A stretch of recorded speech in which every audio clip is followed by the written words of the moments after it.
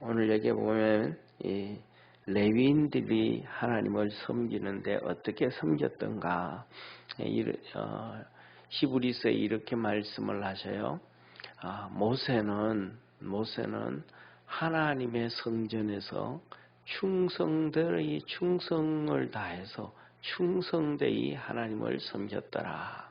그러니까 모세는 하나님의 성전에서 이 성막에서 충성을 다해서 섬겼더라. 그렇게 말씀하셔요. 그러면서 하시는 말씀이 바로 예수 그리스도도 똑같이 하나님을 그렇게 섬겼더라 라고 얘기합니다. 다시 말해서 레위인들의 이 충성을 다해서 자기 맡은 바 하나님 앞에서 섬기는 모습은 예수 그리스도를 보게 하고 예수님을 어떻게 섬기는, 예수님이 어떻게 섬겼는지 그 그림자예요. 그래서 오늘도 우리 주님께서 우리를 말씀하실 때 너는 나를 따라오너라 그랬단 말이에요. 그러니까 예수님이 하나님을 어떻게 섬겼는지 그 모습대로 그대로 우리가 또 너도 하나님을 그렇게 섬겨라 라고 말씀하고 있습니다.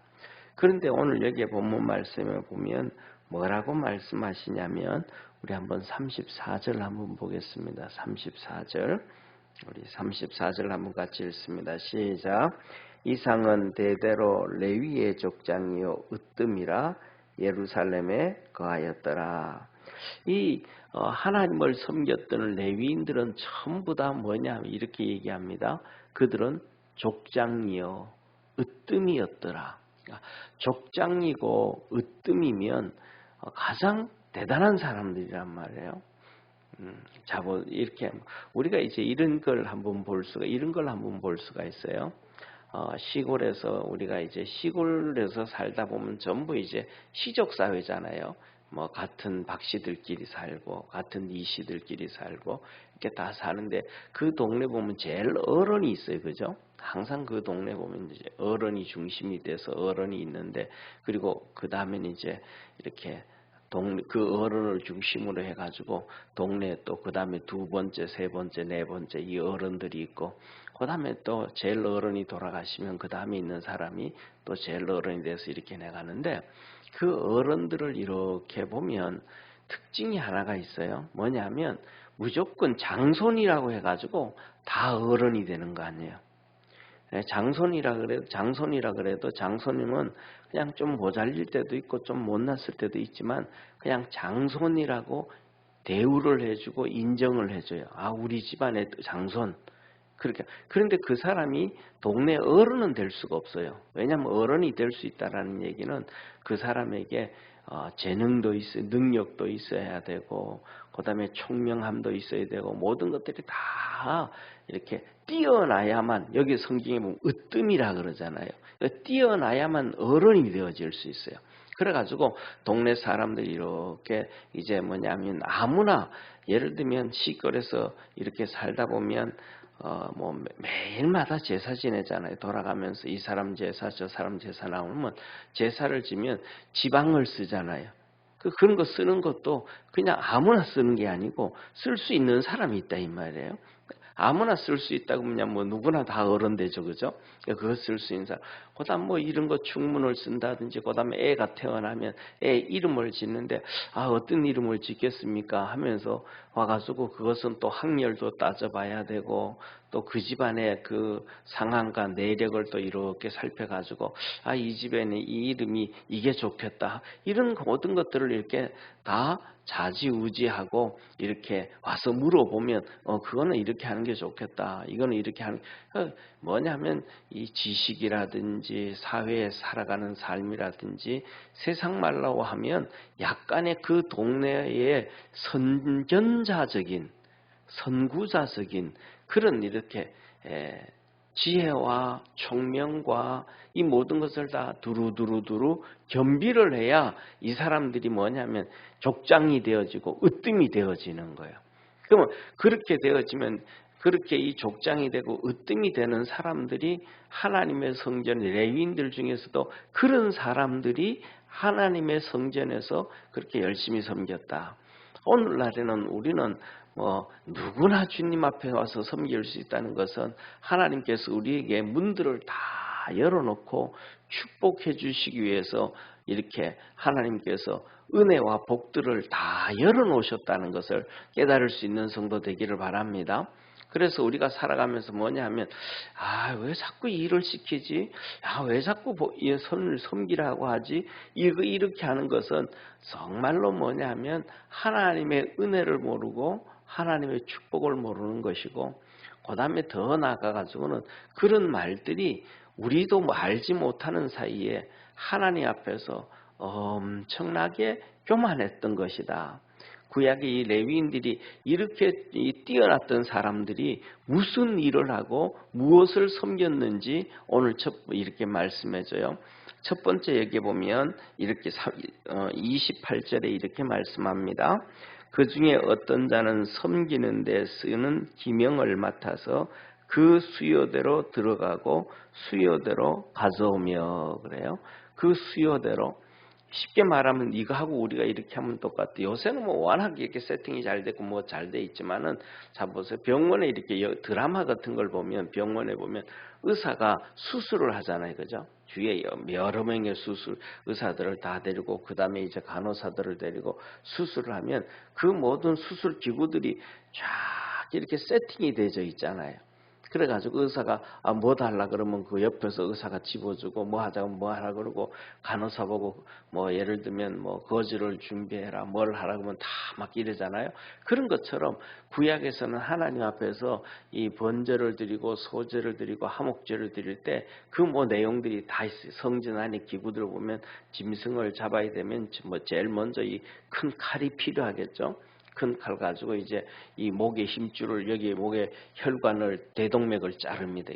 푹 찌르면 그럼 대동맥에서 피가 퍽퍽퍽 나오는데 심장이 아직 살아 있으니까, 그래서 몸에 있는 피가 다 쏟아지면 이제 그 밑에 쏟아지는 거 바게스로 받아야 된단 말이에요.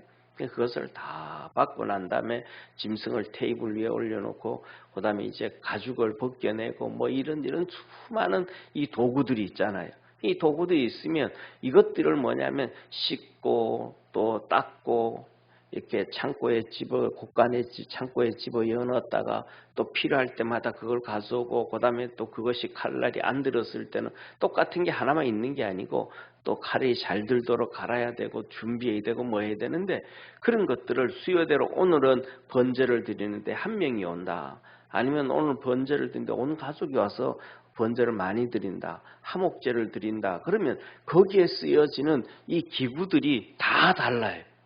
그러면 이 족장들이 와가지고, 자기들 레위 족장들이 와서 자기가 맡은 부분들을, 바게스 들고 오는 사람은 바게스 들고 와가지고 그 밑에 받쳐놓고, 받으면 또 그것을 가지고 제사장이 내 뒤퉁이에 번제단에 뿌리면 그거 들고 가고, 그 다음에 칼 들고 있던 사람은 칼 들고 나오고, 그 다음에 탁자 닦는 사람, 이 모든 사람들이 전부 이 족장들이 자기 맡은 일에, 오늘은 지금 이런 상황에서 일을 번제를 드린다 그러면 전부 다 가가지고 혼자 그냥 예를 들면 바게스 안에다가 칼도 집어넣고 이것도 집어넣고 포크도 집어넣고 이것 다 들고 해가지고 이렇게 들고 나오는 게 아니고, 자기 맡은 사람이 하나씩 쉽게 말하면 이렇게 족장들이 으뜸이 되는 족장들이 하나님을 섬기는데 이 하나씩 정성을 다하고, 그 다음에 예를 들면 좀 전에 말씀드렸던 것처럼 칼이 안 들면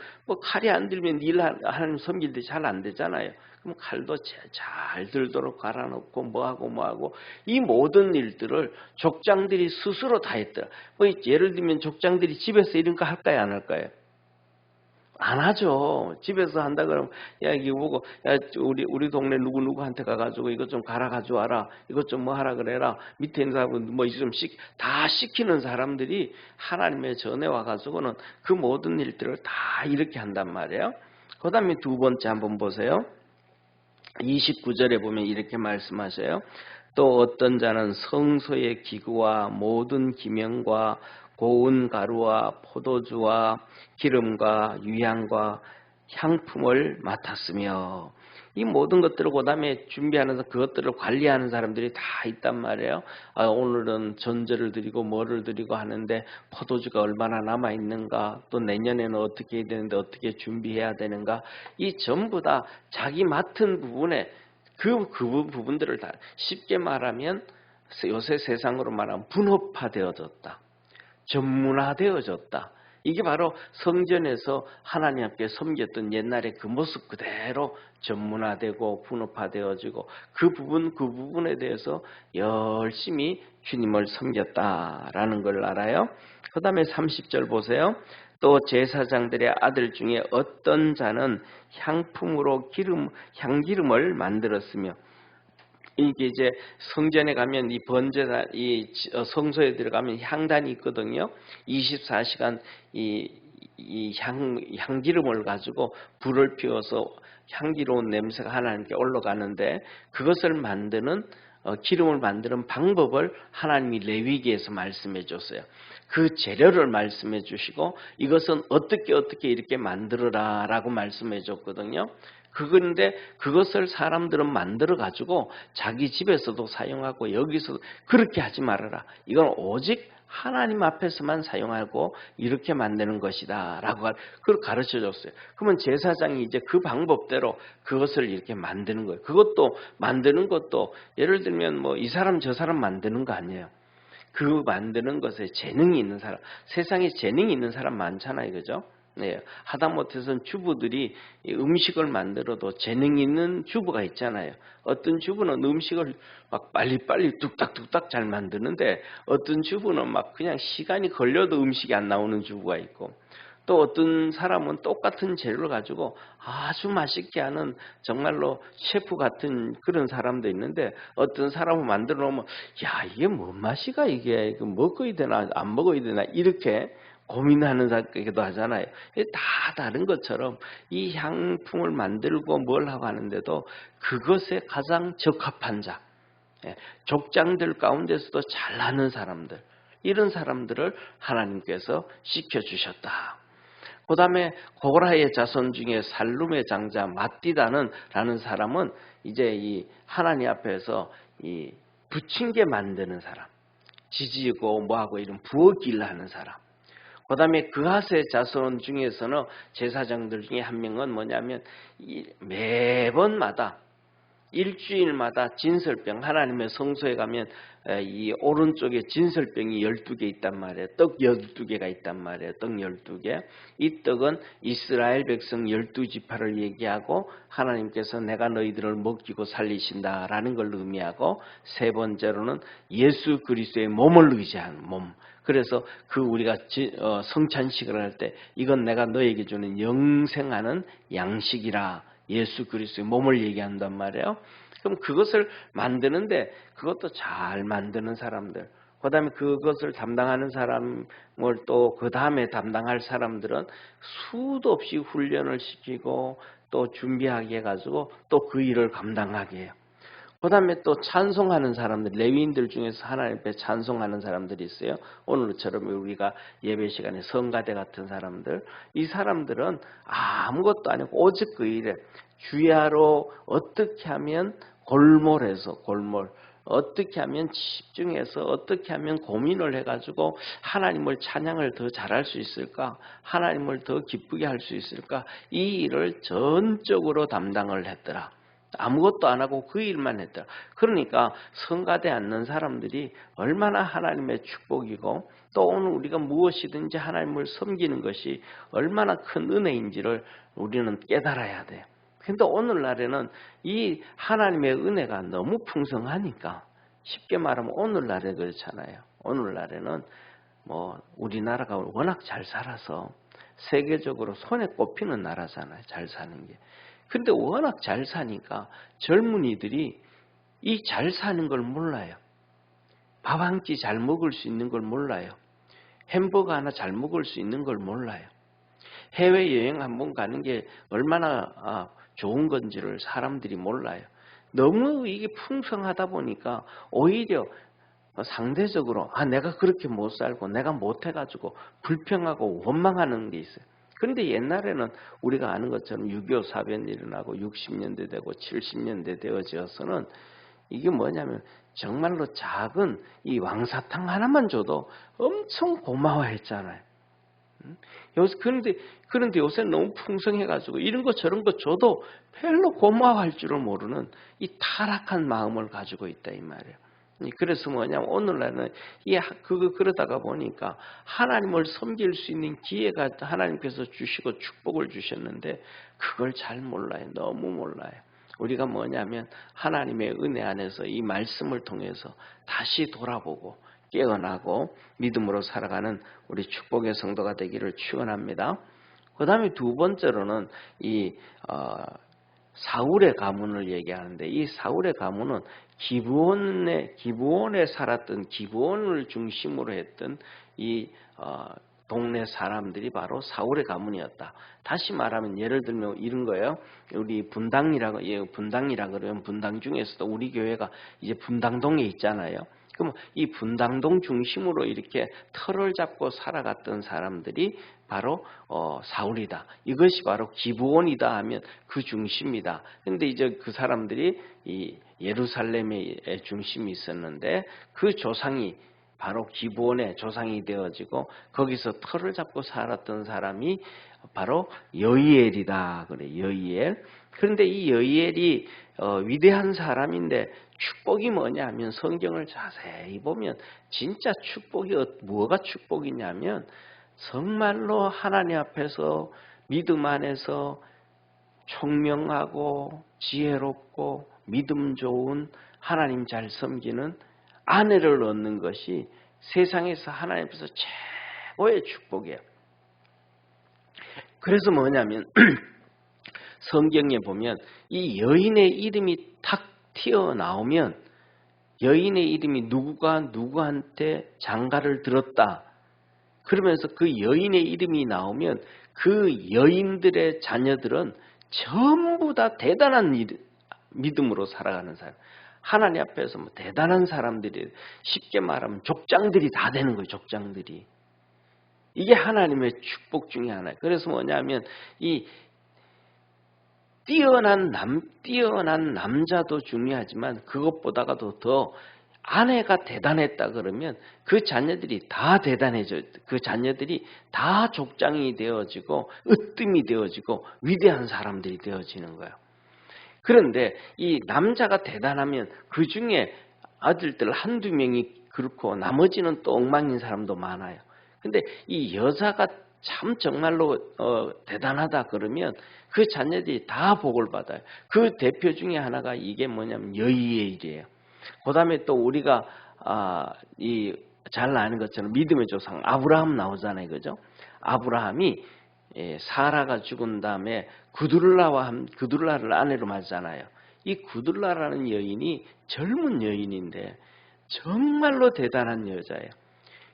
아브라함과 함께 6명의 아들을 얻는데 그 아들들을 전부 대단한 아들로 만들어요. 이방인이었음에도 불구하고 아브라함의 믿음을 그대로 가져와 가지고 아브라함의 믿음을 그 6명의 아들들에게 다 물려줘요.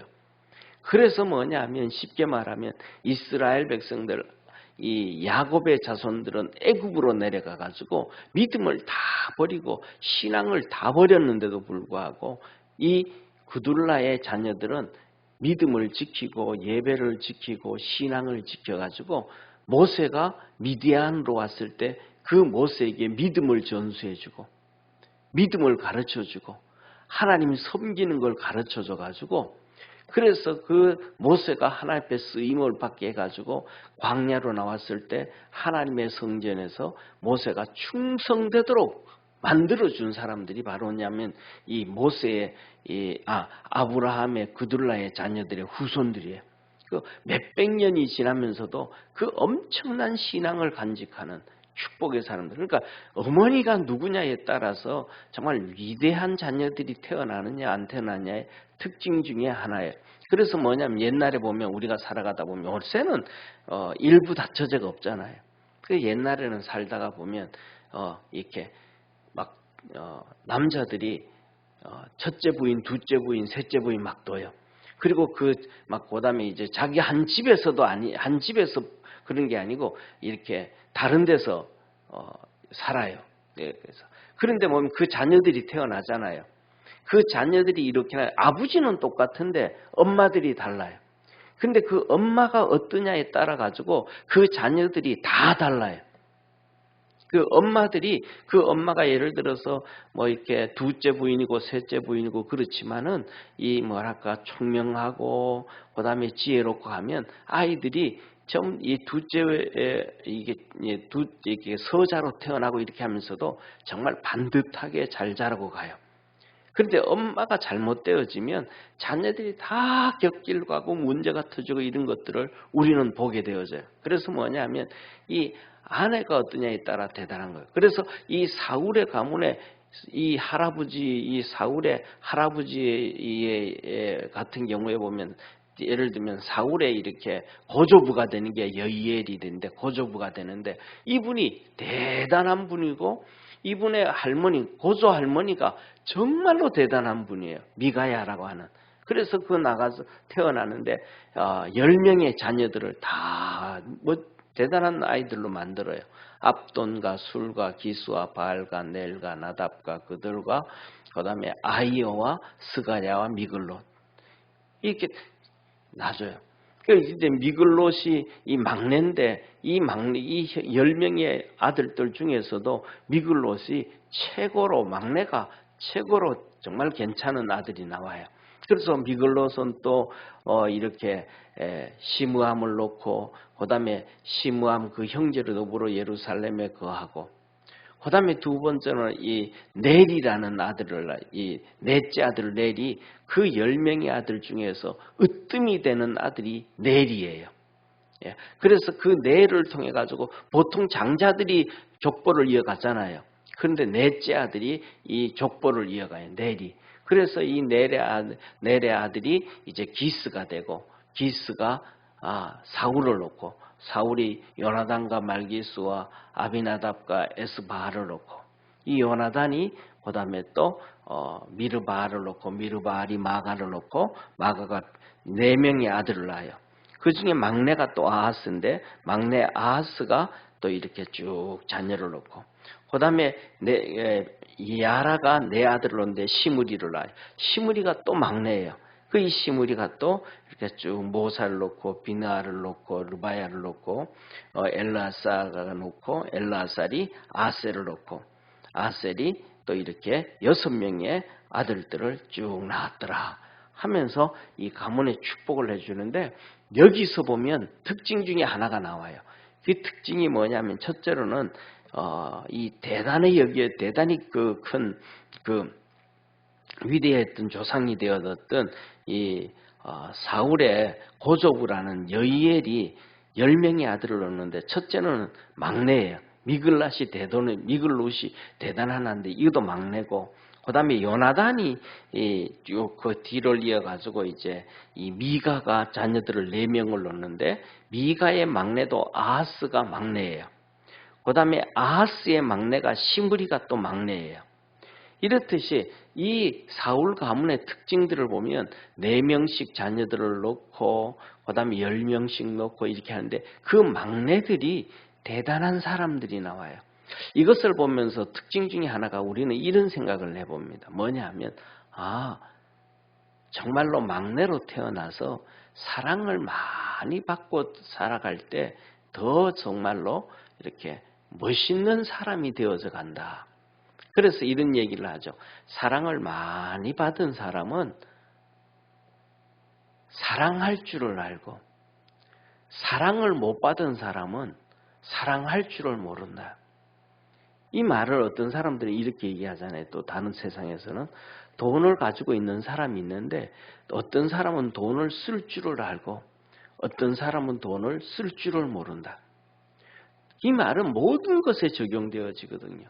칼을 가지고 있는데 이 칼을 잘 사용하는 사람이 있고 칼을 못 사용하는 사람이 있고 그 다음에 이런저런 수많은 이런 일들이 있어요.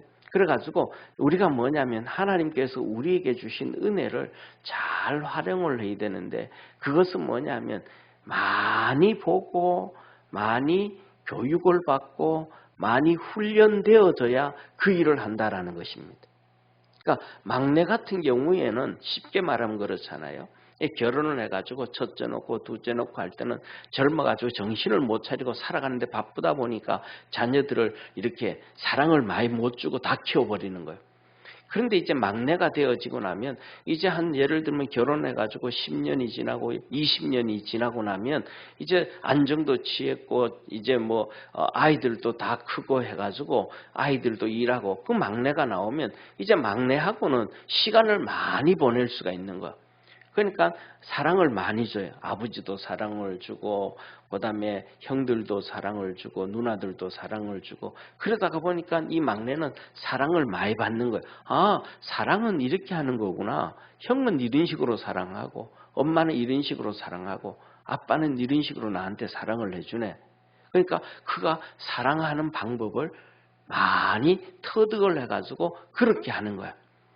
그 다음에 똑같은 사람이잖아요. 칼을 사용해도 자꾸 칼을 사용해 보다 보면 큰 칼을 사용하는 용도와 작은 칼 사용하는 용도와 중간 칼 사용하는 용도와 무거운 칼 사용하는 용도와 가벼운 칼 사용하는 용도가 또 다르잖아요. 그거 하다 보면 그러다 보면 제가 생각하기에는 그래요.